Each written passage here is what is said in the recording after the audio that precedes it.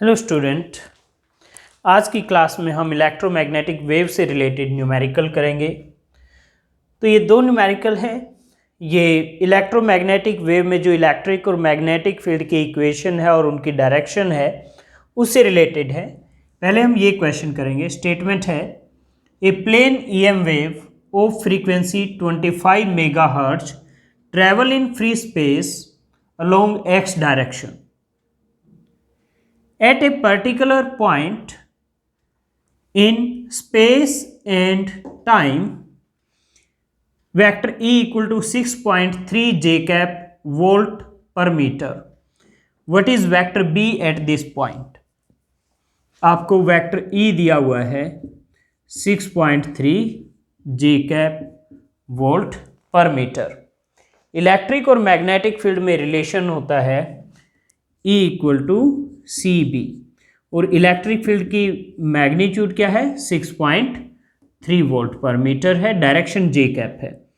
तो यहाँ से मैग्नेटिक फील्ड का मैग्नीट्यूड आ जाएगा E बाई सी 6.3, और C की वैल्यू होती है 3 इंटू 10⁻⁸। तो ये आ गया 2.1 इंटू 10⁻⁻⁻8 टेस्ला। ये मैग्नीट्यूड आ गई। डायरेक्शन क्या आएगी? डायरेक्शन के लिए स्टूडेंट मैंने आपको बताया था V equal to E cross B, ये फॉर्मूला यूज करते हैं डायरेक्शन के लिए। तो इसमें लिखा है wave is travelling along x direction, along x direction, यानी V की डायरेक्शन आ गई आई कैप, E वेक्टर की जे कैप दिया हुआ है। तो किससे हम क्रॉस प्रोडक्ट करें कि यहां आई कैप आ जाए? तो J क्रॉस के आई होता है, तो यहां क्या आ जाएगा के कैप। तो यानी वेक्टर बी की डायरेक्शन क्या होगी के कैप। तो vector B equal to 2.1 into 10⁻⁻8 के कैप टेस्ला। ये आपका आंसर आ गया। अब आपको लगेगा सर ये फ्रीक्वेंसी किस लिए दी थी? तो स्टूडेंट, जो आपसे पूछा गया है इस क्वेश्चन में उसके लिए आपको इस फ्रीक्वेंसी की कोई ज़रूरत नहीं है। तो इस तरह की चीज़ें ध्यान रखनी चाहिए क्वेश्चन में। कई बार कुछ ऐसे पैरामीटर भी दिए होते हैं जिसकी आपको ज़रूरत ही नहीं होती सॉल्व करने के लिए क्वेश्चन, तो उसके लिए आपको कंफ्यूज होने की ज़रूरत नहीं है। ओके, तो एक क्वेश्चन हो गया। सेकंड क्वेश्चन है ये, the magnetic field in a plane EM wave is given by B y equal to 2 into 10⁻⁻7 sine 0.5 into 10⁻³ plus 1.5 into 10⁻11 t। Number 1, what is wavelength and frequency of wave? Number 2, write an expression for electric field. यहां से दो चीजें पता चलती हैं कि wave x के along travel कर रही है और यहां प्लस साइन है बीच में, तो माइनस एक्स के अलोंग। तो wave is traveling along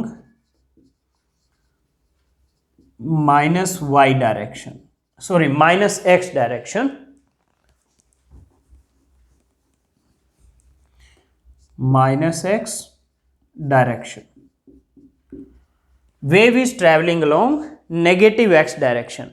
minus x की बजाय आप नेगेटिव एक्स भी लिख सकते हो, नेगेटिव एक्स डायरेक्शन। और दूसरा जो b है वो y एक्सिस के अलोंग है, यहां by लिखा हुआ है। ठीक है, vector b is along positive y axis. अब मैं इसको इक्वेशन नंबर 1 लिख देता हूं। इसको मैंने इक्वेशन 1 लिख दिया, तो क्या करूंगा मैं?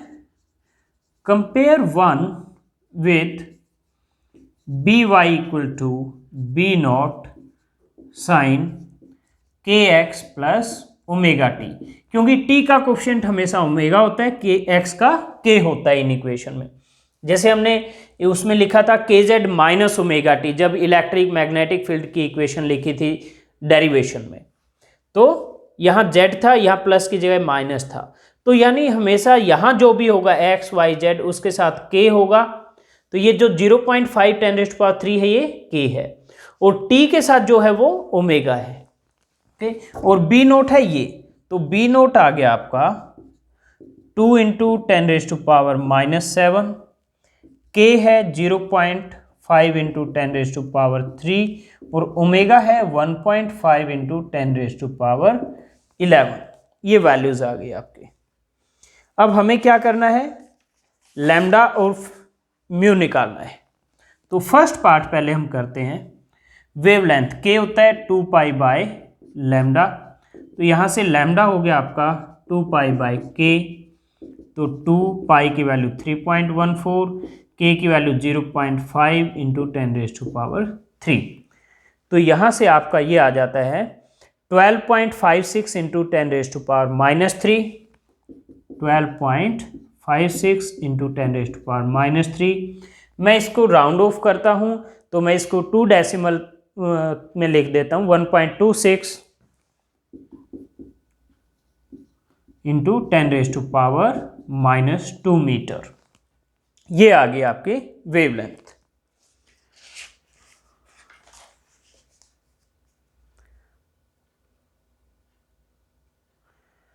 ओके, उसके बाद फ्रीक्वेंसी म्यू ओमेगा बाय 2 पाई होता है। ओमेगा की वैल्यू है 1.5 इंटू 10⁻11, 2 इंटू 3.14 पाई की वैल्यू, तो ये आ जाएगा 0.2388 इंटू 10⁻11 और I can write it 23.9 into 10⁻9 hertz. ये HZ हर्ट्ज का सिंबल होता है, हर्ट्ज फ्रीक्वेंसी की यूनिट होती है। अब सेकंड पार्ट में कहता है इलेक्ट्रिक फील्ड की इक्वेशन लिखो। तो इलेक्ट्रिक फील्ड के लिए E naught will be C into B naught. C है 3 इंटू 10⁸, बी नोट है 2 इंटू 10⁻⁻7, तो ये आ गया 60।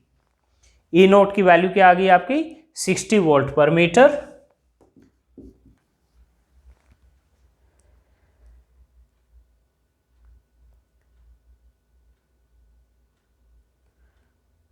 ओके, और डायरेक्शन क्या आएगी। अब डायरेक्शन के लिए again V equal to E cross B वाला फॉर्मूला यूज करोगे आप, तो आपका जो V है वो तो -x के लॉन्ग है, यहां लिखा था हमने wave is travelling long -x यानी -i cap equal to E cross B। E की डायरेक्शन पता नहीं और B की डायरेक्शन क्या है पॉजिटिव y यानी j कैप। तो I कैसे आएगा, तो k क्रॉस j होता है -i, तो यानी क्या आ जाएगा k कैप। तो इलेक्ट्रिक फील्ड की डायरेक्शन क्या है k कैप।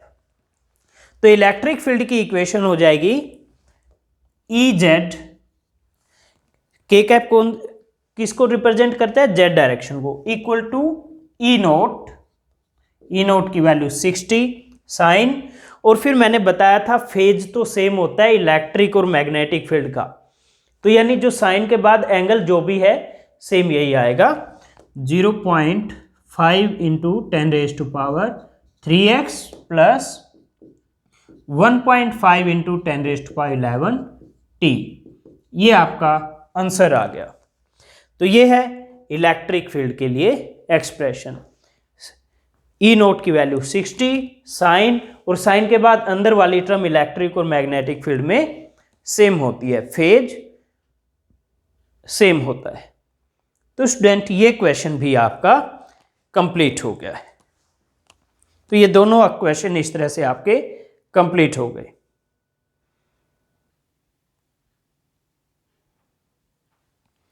स्टूडेंट ये हमारा नेक्स्ट क्वेश्चन है इलेक्ट्रिक और मैग्नेटिक फील्ड की इक्वेशन से related for electromagnetic wave.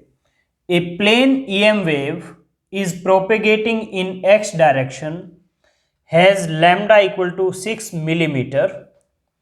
If electric field is in y direction and has amplitude 30 volt per meter, write equations of electric and magnetic field.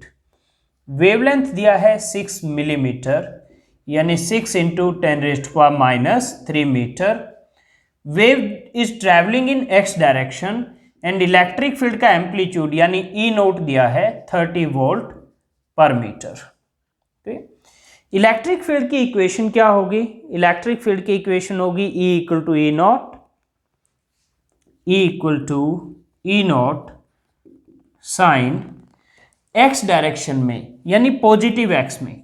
तो positive x में होगी तो यहां क्या आएगा? माइनस साइन आ जाएगा के एक्स और ओमेगा टी के बीच में। E equal to E naught sine के एक्स माइनस ओमेगा टी। और इलेक्ट्रिक फील्ड वाई डायरेक्शन में है तो यानी vector V will be in j cap direction. तो ई नोट तो हमारे पास है, हमें के और ओमेगा की वैल्यू चाहिए। तो के होगा आपका 2 पाई बाय लैम्डा, तो 2 पाई बाय लैम्डा की वैल्यू है 6 इंटू 10 रेज़्ड पावर -3। तो ये आ जाएगा पाई by 3 into 10 raised power pi by 3 into 10 raised power 3। ये वैल्यू के की आ जाएगी आपकी। और उसके बाद जो ओमेगा है, ओमेगा होगा 2 पाई mu, omega is 2 pi mu. 2 pi mu की वैल्यू होती है सी बाय लैम्डा, तो 2 पाई सी की वैल्यू 3 इंटू 10 रेज़्ड पावर 8 और लैम्डा 6 इंटू 10 रेज़्ड पावर -3। तो यहां से ओमेगा आ गया पाई इंटू 10 रेज़्ड पावर 11 रेडियन पर सेकेंड। ओके, और ये के होगा आपका पर मीटर में, क्योंकि 2 पाई तो डायमेंशनलेस होता है और लैम्डा मीटर में है, तो के की यूनिट होगी पर मीटर। ओके, तो ये वैल्यूज रख देते हैं। तो vector E will be equal to E naught sine K की वैल्यू है pi by 3 into 10 raised power 3 X minus omega की वैल्यू है pi into 10 raised power 11 into T J cap. ये है एक्सप्रेशन फॉर इलेक्ट्रिक फील्ड।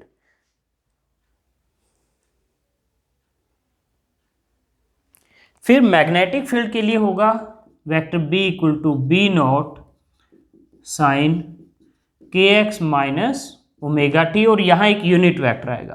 पहले तो B note क्या आएगा? ये होगा ई नोट बाय सी। ई नोट 30 है, सी है 3 इंटू 10 रेज़्ड पावर 8, तो ये हो गया 10 इंटू 10 रेज़्ड पावर 8। सॉरी, ये ऊपर जाके माइनस हो जाएगा, तो 10 रेज़्ड पावर -7 टेस्ला। ये बी नोट की वैल्यू आ गई। डायरेक्शन क्या आएगी? मैंने आपको बताया था डायरेक्शन के लिए आपको ये फॉर्मूला यूज करना है, ई क्रॉस बी। तो wave is travelling along X axis, तो यानी I cap. Magnetic field is along J X Y direction यानी J cap. Sorry, electric field is along electric field is in Y direction. तो B की direction क्या आएगी? अगर मैं इसको क्रॉस प्रोडक्ट करूं के से, तो जे क्रॉस के आई होता है। आपकी इक्वेशन सेटिस्फाई हो रही है, तो यानी बी क्या है? के कैप के अलोंग, तो के कैप। तो vector B will be B naught, sorry मैं बी नॉट की वैल्यू रख देता हूं यहां पर। बी नॉट की वैल्यू है 10 raised power -7 sine pi by 3 into 10 raised power 3x minus pi into 10 raised power 11 T J cap. ये होगी equation of magnetic field. Sorry के कैप नॉट जे कैप। ये के कैप है, हाँ यहां भी आपका के कैप आ जाएगा। तो ये है equation of electric and magnetic field. तो इस तरह के और भी क्वेश्चंस आप अपनी बुक से प्रैक्टिस कर सकते हैं।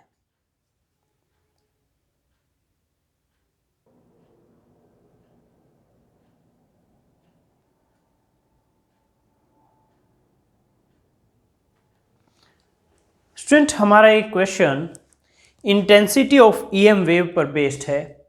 इसमें एक बल्ब है, पॉइंट सोर्स का काम करता है। स्टेटमेंट रीड करते हैं पहले। Calculate electric and magnetic fields produced by the radiation coming from A 100 watt bulb at a distance of 3 meter. Assume the efficiency of bulb is 2.5% and it is a point source.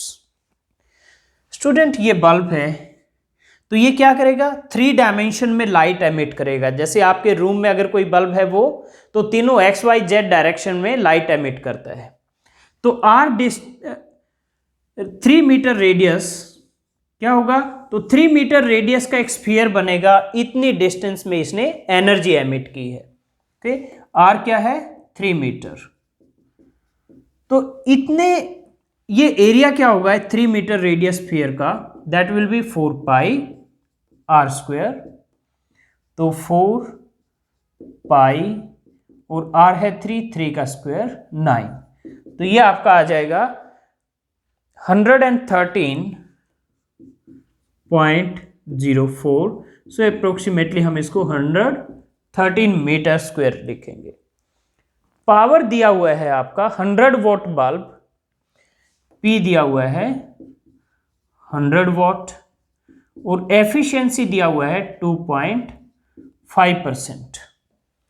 Okay, तो intensity क्या होगी, power per unit area होता है, तो intensity will be power divide by area. Power कितनी, देखिए इतने what का बल्ब है लेकिन एफिशिएंसी क्या है 2.5%, यानी 2.5% ऑफ P, ये पावर डिवाइड बाय एरिया। तो 2.5 by 100 into P divide by area, ये हो गया 2.5% of P, 2.5 by 100 into P, ये हो गया 2.5% डिवाइड बाय एरिया। तो इंटेंसिटी को मैं I से लिखता हूं, तो ये 2.5 बाय 100 इंटू P की वैल्यू क्या है 100 वोल्ट, डिवाइड बाय एरिया है 113, 100 से 100 कट गया, तो 2.5 बाय 113 ये आएगा आपका 0.022 वॉट पर मीटर स्क्वायर, ये आ गया आपका। अब आपको इलेक्ट्रिक और मैग्नेटिक फील्ड की वैल्यू निकालनी है। तो इंटेंसिटी का फॉर्मूला होता है epsilon naught E R M S square सी।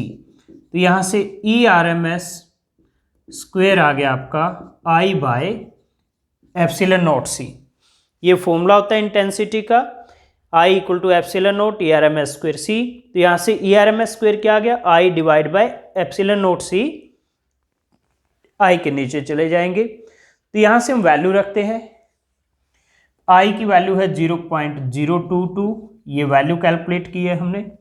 एप्सिलॉन नोट है 8.85 इंटू 10⁻⁻12 और सी है 3 इंटू 10⁻8।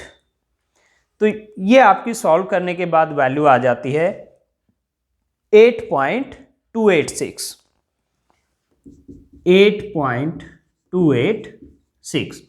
अब ये सॉल्व आप खुद से करेंगे, ये कैलकुलेशन क्योंकि एग्जाम में भी अगर आता है तो आपको खुद से करनी पड़ेगी, तो ये आपको प्रैक्टिस करना है। तो यहां से ई आर एम एस क्या आ जाएगा, E R M S square की ये वैल्यू आ गई, तो ई आर एम एस क्या होगा, इसका अंडर रूट 8.286। अब आप इसका अंडर रूट कैलकुलेट करेंगे और अंडर रूट कैलकुलेट करके आता है 2.878, यानी 2.9 वोल्ट पर मीटर। ये ई आर एम एस की वैल्यू आ गई आपकी। ई नोट निकालना होगा तो क्या होगा, अंडर रूट 2 से मल्टीप्लाई कर दीजिए। ओके, तो E naught equal to under root 2 E R M S. तो अंडर रूट 2 होता है 1.414 और ये होता है 2.9, तो ये आपका आ जाता है 4.1006, 4.1006। तो आप इसको 4.1 वोल्ट पर मीटर लिख सकते हैं, 4.1006, so equal to 4.1 volt per metre. अब आपको बी नोट और बी आर एम एस निकालना है।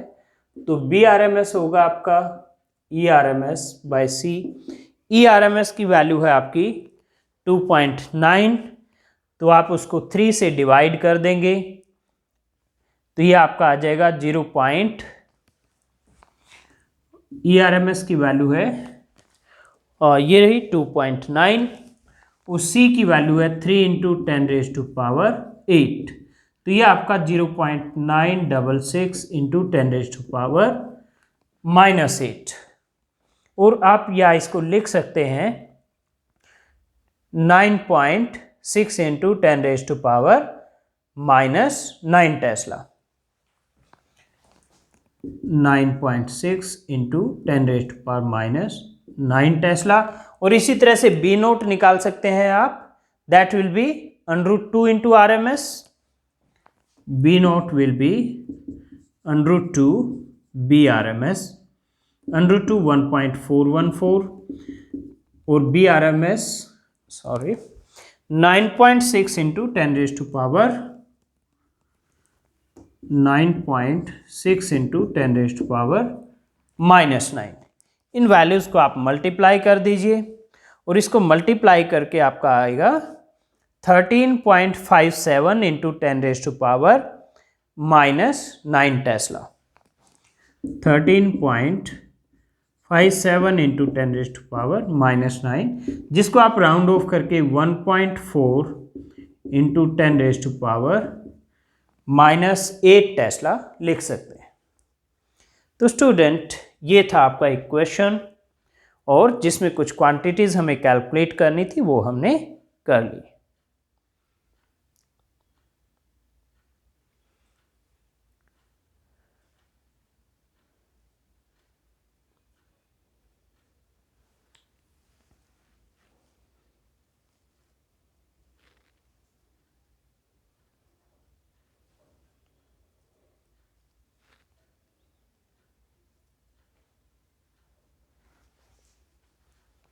ओके, तो आप इसमें क्वेश्चन को नोट कर लीजिए, फिर हम नेक्स्ट क्वेश्चन शुरू करते हैं।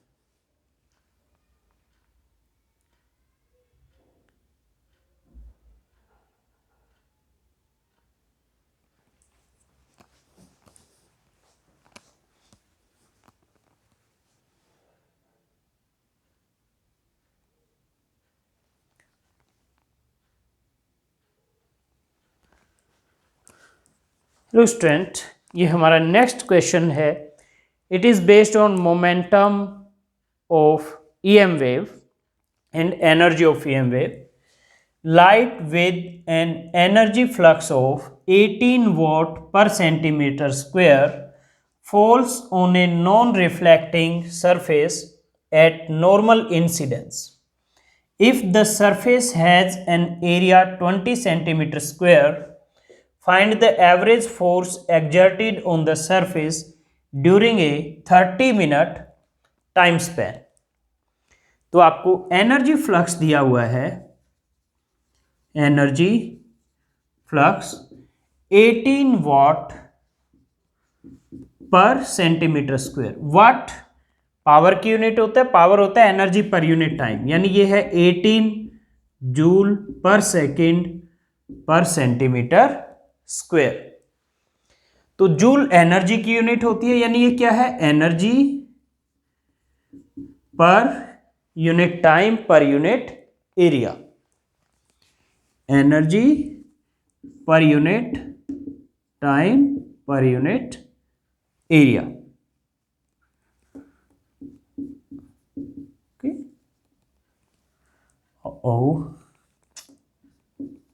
ये है energy per unit time per unit area, ये वैल्यू है, क्योंकि ये एनर्जी की यूनिट है, ये टाइम की, ये एरिया की। ओके, तो अगर मैं इसको टाइम और एरिया से मल्टीप्लाई करूं तो क्या आ जाएगा, energy falling on the surface आ जाएगा। एरिया दिया हुआ है 20 सेंटीमीटर स्क्वायर और टाइम दिया हुआ है 30 मिनट। इसको 60 से मल्टीप्लाई कर दोगे तो सेकंड में कन्वर्ट हो जाएगा, क्योंकि ये पर सेकंड है, तो 1800 सेकंड। तो energy falling on surface U, ये क्या होगा, 18 है आपका जूल पर सेकंड पर सेंटीमीटर स्क्वायर, तो इसको 1800 सेकेंड और एरिया है 20 सेंटीमीटर स्क्वायर। यानी ये energy per unit time per unit area था, इसको टाइम और एरिया से मल्टीप्लाई कर दिया तो एनर्जी आ गई। ये क्या थी value? Energy per unit time per unit area. इसको टाइम 1800 सेकेंड और एरिया 20 सेंटीमीटर स्क्वायर से मल्टीप्लाई कर दिया। तो ये आएगा आपका 6.48 इंटू 10⁵ जूल। आप इसको मल्टीप्लाई करेंगे तो ये एनर्जी की वैल्यू आएगी। तो मोमेंटम डिलीवर्ड टू सरफेस, क्योंकि फोर्स क्या होता है? Momentum by time. तो पहले मोमेंटम निकालना पड़ेगा। मोमेंटम डिलीवर्ड टू सरफेस क्या होगा? U बाय सी। 6.48 इंटू 10⁵ बाय 3 इंटू 10⁸ सी की वैल्यू। तो ये आ गया 2.16 इंटू 10⁻³ और मोमेंटम की यूनिट होती है m इंटू वी। m की मास की किलोग्राम और वेलोसिटी की मीटर पर सेकंड, तो किलोग्राम मीटर पर सेकंड। तो फोर्स क्या आ जाएगा? F that will be momentum by time, second law F equal to dp by dt। तो ये है 2.16 इंटू 10⁻³ डिवाइड बाय 1800। तो ये आ गया आपका 0.12 इंटू 10⁻⁵, 0.12 इंटू 10⁻⁵ और 1.2 into 10⁻�6 Newton.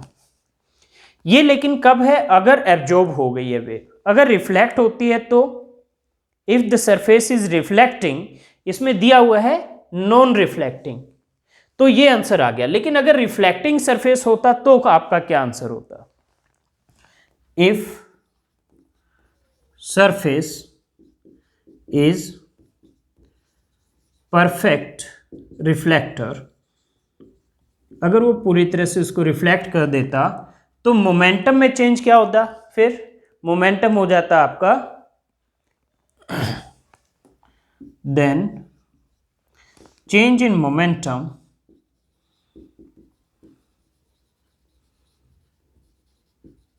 Will be P minus P यानी 2P। तो ये आपका चेंज इन मोमेंटम आता। तो जो P की वैल्यू है उसका आप डबल कर देंगे वैल्यू, ये आपका आ जाएगा ये 2.16 था तो 4.32 इंटू 10⁻³ किलोग्राम मीटर पर सेकेंड। ये डबल हो जाएगी वैल्यू। और फोर्स की वैल्यू क्या आती फिर? एंड फिर जो आपका फोर्स आता वो क्या था? 2P by T.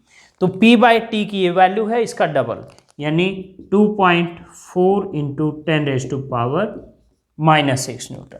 तो अगर आपका सरफेस रिफ्लेक्टिंग होता है, ऑल्दो यहाँ नॉन रिफ्लेक्टिंग दिया है तो ये आपका आंसर है, लेकिन अगर रिफ्लेक्टिंग होता तो ये आपका आंसर आता।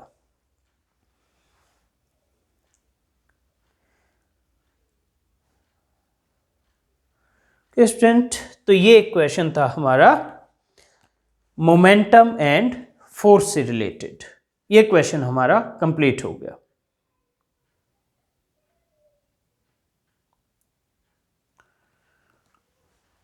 इसी के साथ हम आज की क्लास यहीं पर एंड करते हैं। नेक्स्ट क्लास में आपसे मिलते हैं नेक्स्ट टॉपिक के साथ।